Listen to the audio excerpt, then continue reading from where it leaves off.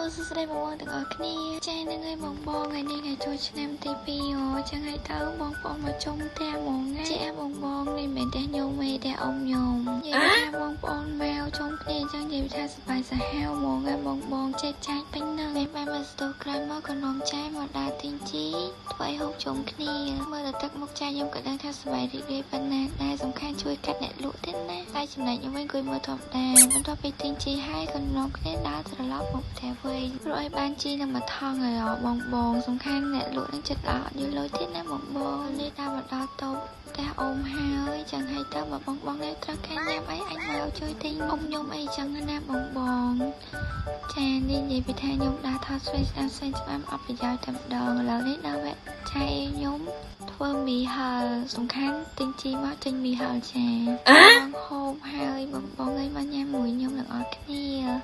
និយាយពីថាបងប្អូនមកជុំអញ្ចឹងមានអីបងបងអើយសប្បាយម្យ៉ាងដែរនេះបងប្រុសបងញោមកំពុងតែកាប់គាត់ថែម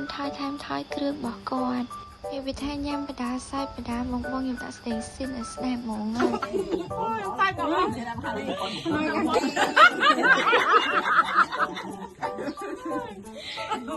ឹងហើយបងបងបន្ទាប់ពីញ៉ាំហើយមានណាឆៃខ្ញុំហ្នឹងនិយាយថាជិះជប់សាហាវខ្ញុំផាត់ប្រវត្តិហើយឥឡូវហ្នឹងខ្ញុំមកញ៉ាំកទួតណាទៀតហើយបន្ទាប់ពីញ៉ាំហើយខឹងខ្ញុំសន្លប់មួយសិនថតគាត់ខ្ញុំទៅបង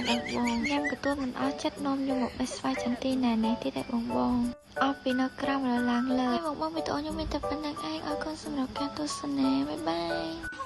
mình nhìn luôn siêu ở lên. Wow, đặt thẳng.